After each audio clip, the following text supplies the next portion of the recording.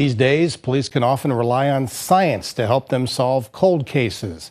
But recently, Youngstown police had to go back to their archives to determine the identity of a man whose body was recovered decades ago. First News senior reporter Jerry Ricciuti explains. The mystery began more than 40 years ago, June 29, 1980, when a body washed up along the Mahoning River beneath the Market Street Bridge.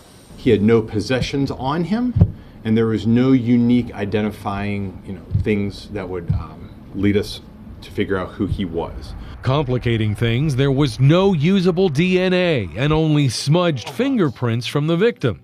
So he simply became known as John Doe Mahoning River. With newer technology of no help, detectives turned to the department's archive of decades-old fingerprint cards on the chance their victim had been arrested.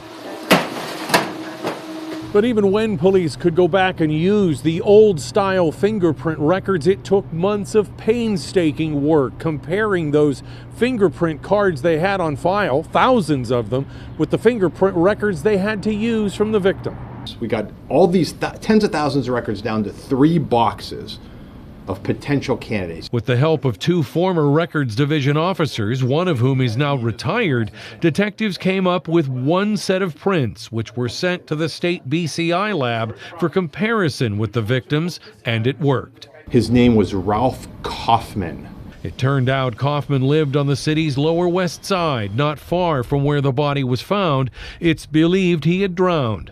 Although authorities were able to contact Coffman's family in Ohio, they are not saying what he might have been doing when he went into the river, but they're glad to be able to remove this cold case from their files. In Youngstown, Jerry Ricciuti, WKBN 27 First News. Hi everyone, I'm Lindsay Watson. Thanks for watching the WKBN 27 First News YouTube channel. If you want more video news, subscribe to our channel. And don't forget to download the WKBN 27 First News app for breaking news alerts.